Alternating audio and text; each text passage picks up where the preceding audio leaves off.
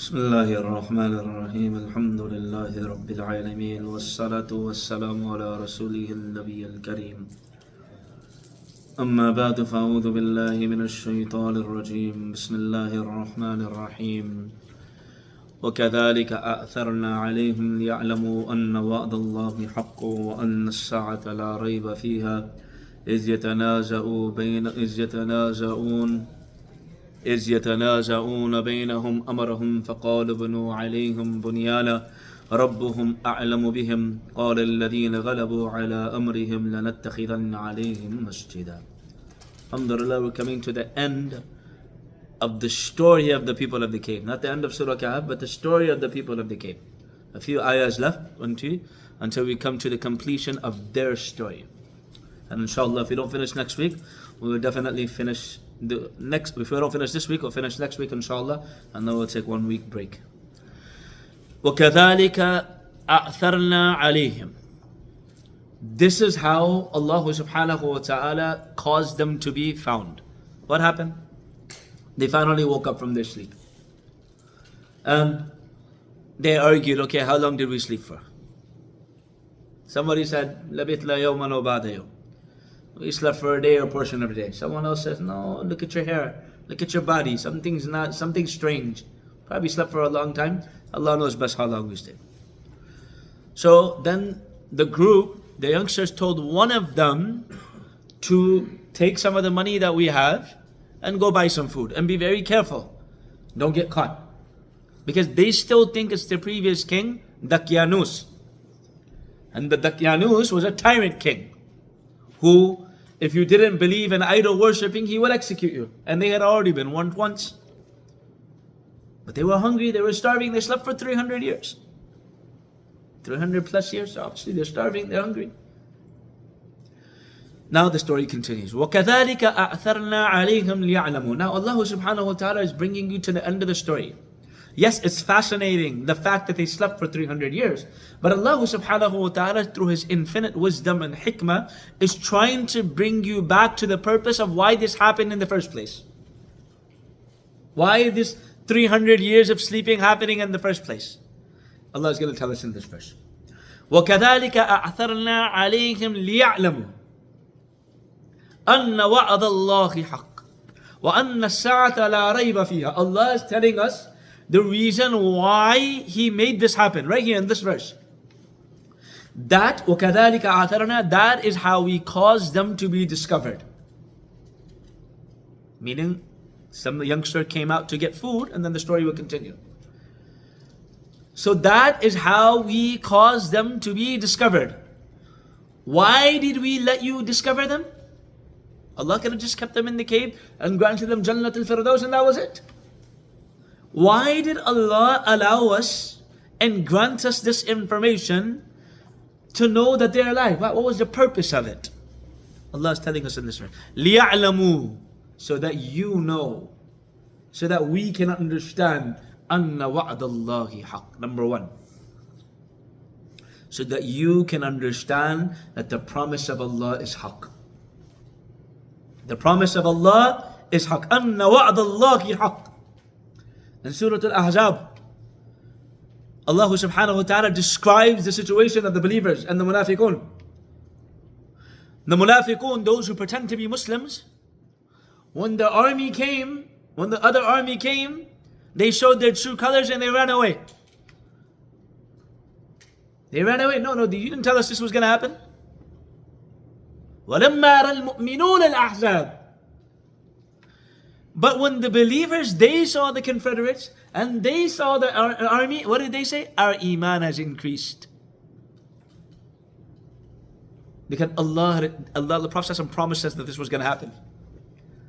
They could lose, they could die, but their iman increased. So when they saw the other army, they said, this is the promise of Allah and His Messenger. So Allah is telling us that His promise is haqq. If Allah subhanahu wa ta'ala has promised us the believers Jannah, then He's guaranteeing us Jannah.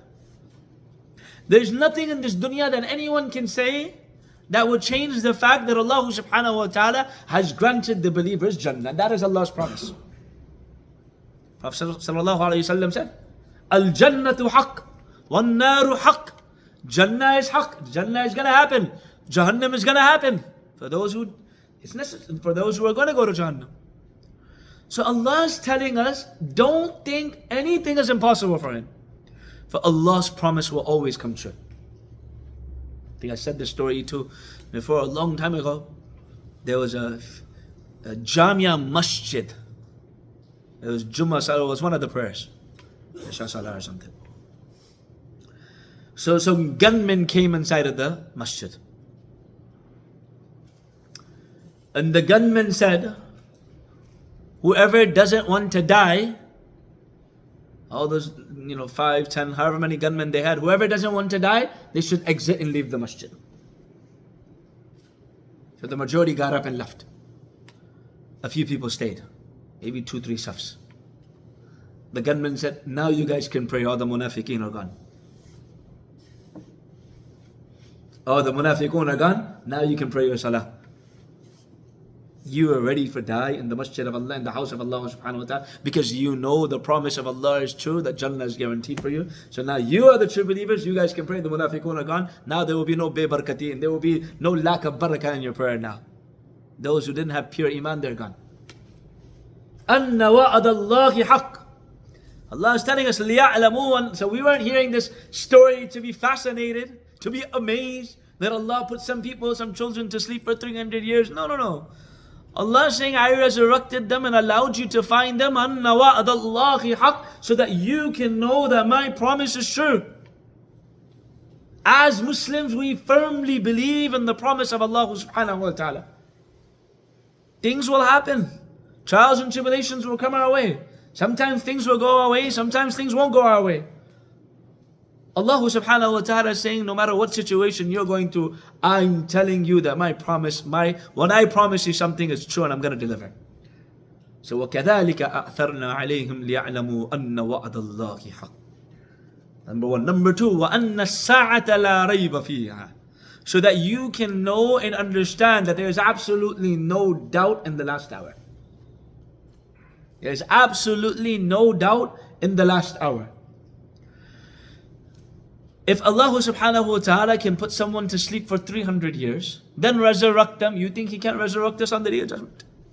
Over and over in the Quran, Allah subhanahu wa ta'ala describes how He brings the dead land back to life. No vegetation can grow there. And Allah sends the rain and now the vegetation could grow there. It is said that Makkatul Mukarramah, the land around the Kaaba, that sand is the oldest sand and the oldest land in this dunya. Apparently some scientists even studied the sand and the ground of where the Kaaba and Makkatul Mukarramah is, and they realized this is the oldest we can find. Allahu A'lam if that's true or not, but what is true, that you cannot grow vegetation in the land of Makkah. It was too old, it's all sand. You couldn't grow anything there. Sayyidina Ibrahim alayhi salatu wa salam made dua. And Allah subhanahu wa ta'ala made it such that in Makkah al-Mukarramah, what grows in winter will grow in summer there. What grows in summer will grow in winter. Allah subhanahu wa ta'ala fixed the land. So Allah subhanahu wa ta'ala is giving us these signs for what? To show us that He can bring us back to life. To show us that He can revive and resurrect us. وَكَذَلِكَ أَعْثَرْنَا عَلَيْهِمْ لِيَعْلَمُوا أَنَّ وَعْدَ اللَّهِ حَقٌّ وَأَنَّ السَّاعَةَ لَا رَيْبَ فِيهَا إِذْ يَتَنَازَعُونَ بَيْنَهُمْ أَمْرَهُم.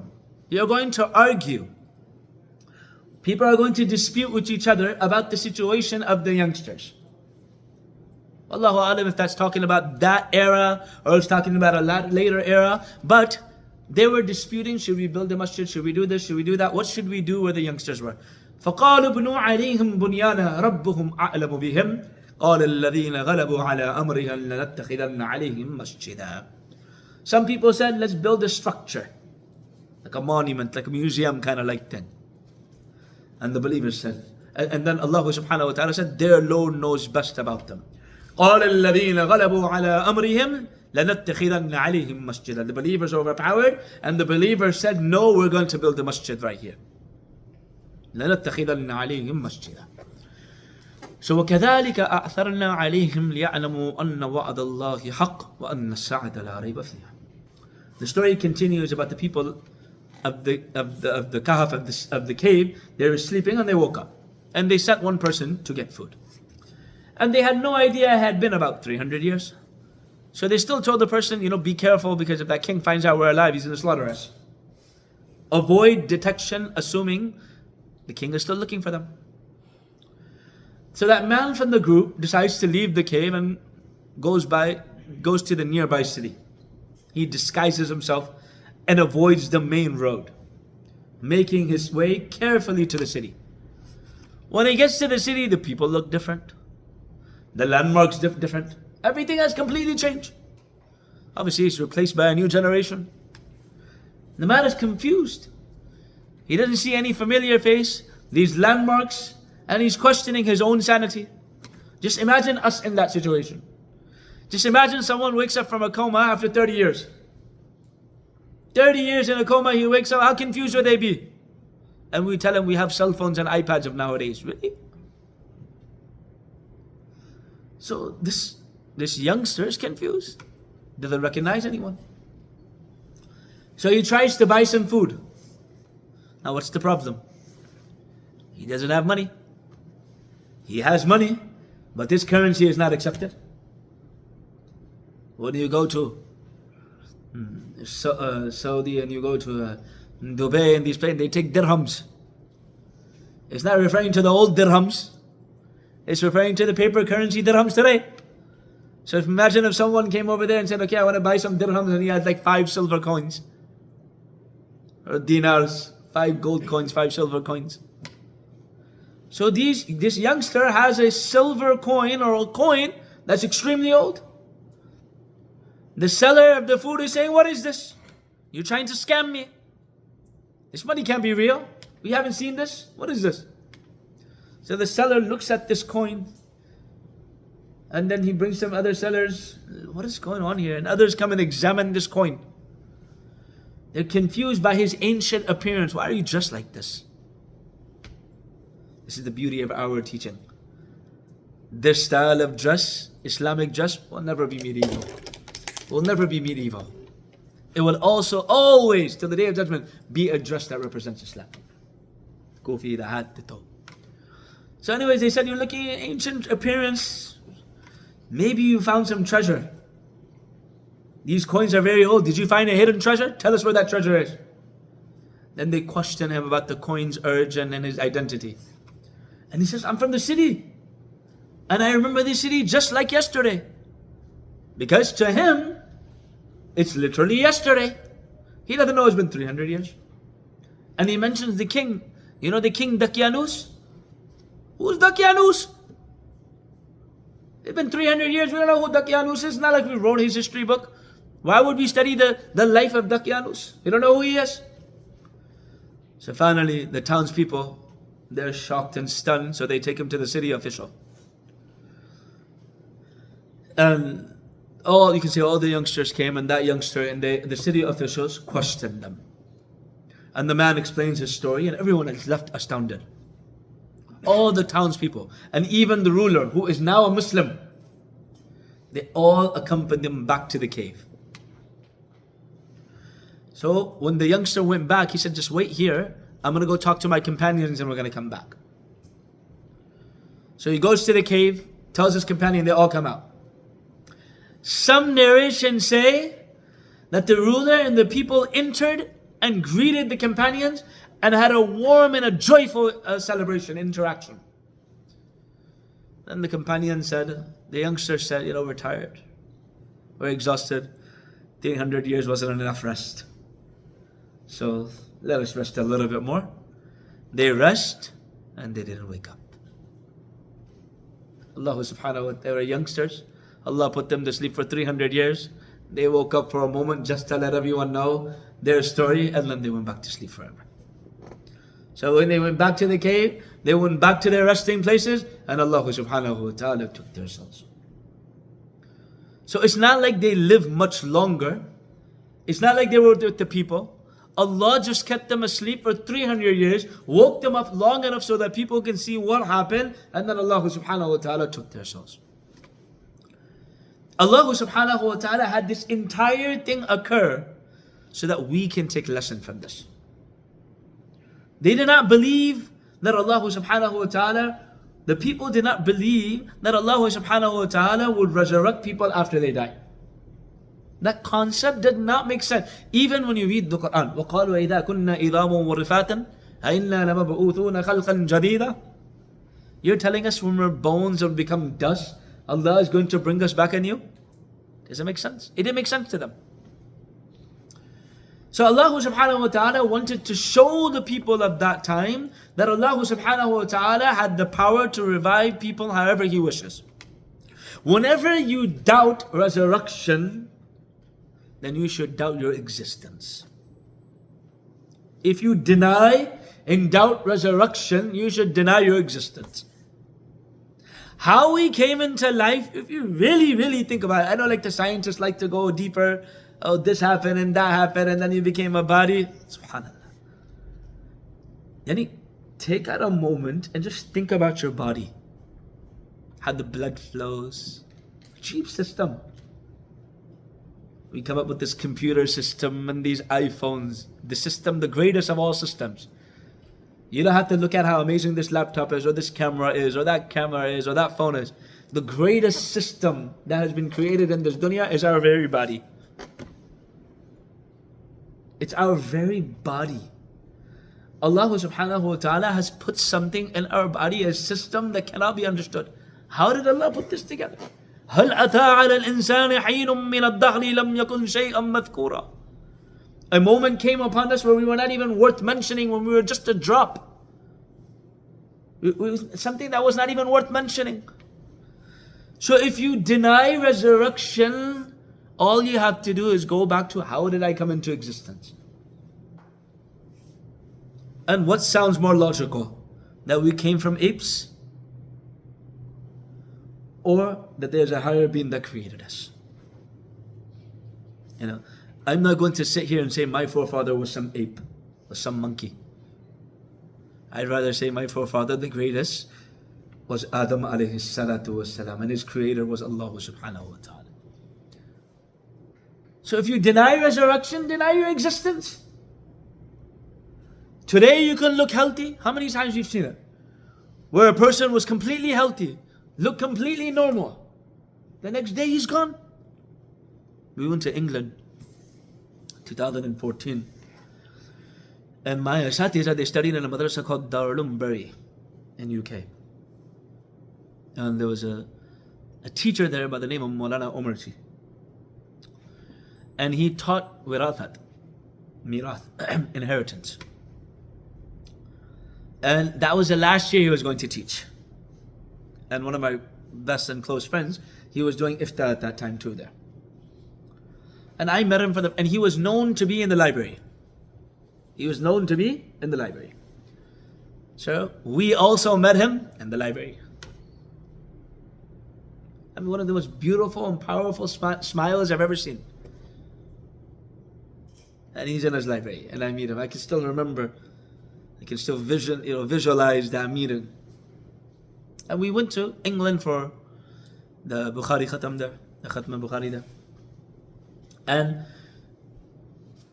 at that time, Maulana Yunus, rahmatullahi alayhi, who also passed away, he used to lead majority of the Khatm Bukharis in England.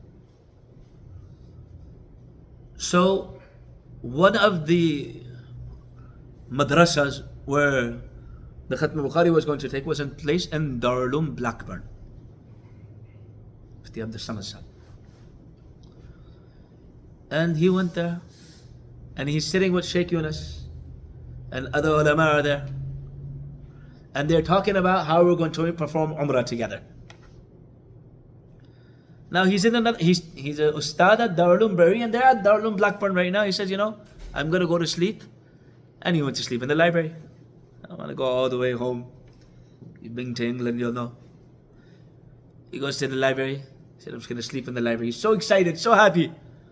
that I'm going to go to Umrah with my Shaykh. He goes to the library, goes to sleep, doesn't wake up. A very well-known story of another scholar. He went to Mecca and he was performing sajda in his hotel room. He didn't wake up. What a beautiful death. So today we're healthy, tomorrow we're gone. This is the body that belongs to Allah subhanahu wa ta'ala. This body doesn't belong to us. This is why we cannot change our gender. This is why we cannot have tattoos on our body, because this body doesn't belong to us. It belongs to Allah subhanahu wa ta'ala. We can't change the form of our body. Yes, for health reasons it's different. Or if something is abnormal, you can fix it. But in general, we cannot do anything to our body because it doesn't belong to us. Matter of fact, if this body belonged to us, then why is it that in Surah Yasin Allah subhanahu wa ta'ala tells us, and in other surahs too, وَقَالُوا لِجُلُودِهِمْ, we will say to our skins, and our arms and our legs, لِمَا شَهِدْتُمْ عَلَيْنَا, why are you being a witness against us? These fingers right here, when no one sees you and only the fingers know, these eyes know, these eyes and this entire body will be a witness against your soul. We will say, وَقَالُوا لِجُلُودِهِمْ لِمَا شَهِدْتُمْ عَلَيْنَا قَالُوا أَنْتَقُنَ اللَّهُ الَّذِي أَنْتَقَ كُلَّ شَيْءٍ. Allah gave us the ability to speak because He's the one who gave any of us to speak, the ability to speak. So this body, if it belonged to us, then we would be able to prevent this body from witnessing against us. So Allah subhanahu wa ta'ala wanted to show the people of that era, of that time, that Allah can resurrect the dead. Do not be in denial of it. How many signs of Allah's power and mercy do we notice on a daily basis? How everything in this dunya is functioning. You know, if somebody runs a large operation, he's the CEO of a large company, we think, we're astonished, we're amazed. How is he running such a large operation? And that person is still limited. He's limited to the amount of stores he has, employees he has. And then that CEO doesn't do everything by himself. He has a CFO, he has a secretary, every department has a manager. He has like 10, 15, 20 people that report to him. And this is how he runs the operations of his company. And he has to run a limited company. Allah subhanahu wa ta'ala operates this entire dunya. The fishes in the sea get fed by the command of Allah subhanahu wa ta'ala. The animals around in this entire dunya, all of them get their food and they're fed to the command of Allah subhanahu wa ta'ala. Allah has an operation here. And we will never be able to understand how Allah subhanahu wa ta'ala operates this dunya. One of the scholars, he says, Wallahi, inni la akhruju min manzili. He says, Wallahi, I never leave my house. فَمَا يَكَأُ بَصَرِي.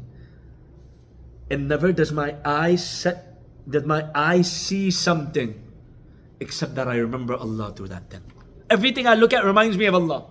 This water bottle reminds me of Allah. This carpet reminds me of Allah. Anytime I make my mind ready that when I leave this house, everything around me reminds me about the existence of Allah subhanahu wa ta'ala. And everything we see should remind us about the greatness of Allah subhanahu wa ta'ala. سَنُرِيهِمْ آيَاتِنَا فِي الْآفَاقِ وَفِي أَنفُسِهِمْ حَتَّى يَتَبَيَّنَ لَهُمْ أَنَّهُ الْحَقِّ. Allah subhanahu wa ta'ala says, soon we will show you our sign in the horizons and within ourselves.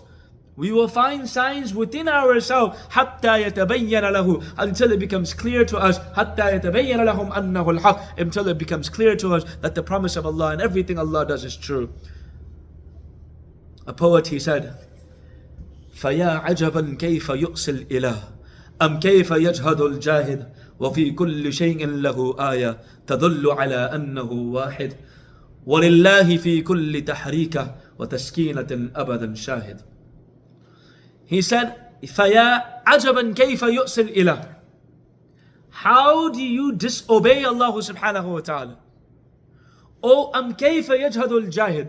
How does someone who reject Allah subhanahu wa ta'ala? وَفِي كُلِّ شَيْءٍ لَهُ آيَةٌ. In everything we see is a sign back to Allah. تدل على أنه واحد, which shows that he is alone and one. وَلِلَّهِ فِي كُلِّ تَحْرِيكَ, and everything that shakes and everything that moves, it's for Allah subhanahu wa ta'ala. And everything that stays stationed and firm is also in the hands of Allah subhanahu wa ta'ala. When everything we see should remind us of Allah subhanahu wa ta'ala, it's to strengthen our belief in Him, and it is a form of zikr. Even Ibrahim alayhi salatu wasalam asked Allah subhanahu wa ta'ala if he could revive the dead. When Allah subhanahu wa ta'ala asked him, don't you believe? He said, قَالَ بَلَا وَلَكِنْ لِيَطْمَئِنَّ قَلْبِي. Of course I believe, Ya Allah. I just want to give sukoon to my heart. So these signs around us is actually for itminan qalb. If Allah can do this, then He can definitely do that. And Allah tells us in the Quran too. أَوَلَمْ يَرَوْا أَنَّ اللَّهَ الَّذِي خَلَقَ السَّمَاوَاتِ وَالْأَرْضِ. Allah subhanahu wa ta'ala, don't you know that Allah is the one who created the heavens and the earth? قَادِرٌ عَلَىٰ أَن يَخْلُقَ. Don't you think if He created this heavens and earth, don't you think He's powerful enough to resurrect us? If Allah has the power to do this, then He definitely has the power to resurrect us. إِذْ يَتَنَازَعُونَ بَيْنَهُمْ أَمْرَهُم فَقَالُوا ابْنُوا عَلَيْهِمْ بُنْيَانًا رَبُّهُمْ أَعْلَمُ بِهِمْ قَالَ الَّذِينَ غَلَبُوا عَلَىٰ أَمْرِهِمْ لَنَتَّخِذَنَّ عَلَيْهِمْ مَسْجِدًا. After the people of the cave passed away, an argument broke out between the Muslims at that time and the non-Muslims. And the non-Muslim, they wanted to cover the cave and have some monument to be built to put the names of the people that were in the cave. And the Muslims wanted a masjid and still put their names too. The non-Muslims, the Muslims wanted a masjid or a place to remember them. The non-Muslims, they wanted to say, this should signify Daqyanus and the path he was following. Because these children are from the time of Daqyanus. Meaning the non-Muslims are trying to use this in their favor. To say you need to leave Islam or Christianity or whatever religion they followed at that time. Obviously the Muslims overpowered and said a masjid be built, since this shows the power of Allah subhanahu wa ta'ala, and because the youngsters left the king to get away from that religion. And at that time, the Muslims were the decision makers, so eventually a masjid was made there. So the next verse is going to be a little bit longer tashri. So we'll end here inshallah. وَلِلْمُ عِنْدَ اللَّهِ سُبْحَانَهُ وَتَعَالَى وَاللَّهُ أَعْلَمُ بِالصَّوَابِ. جَزَاكُمُ اللَّهُ خَيْرًا. وآخر دعوانا أن الحمد لله.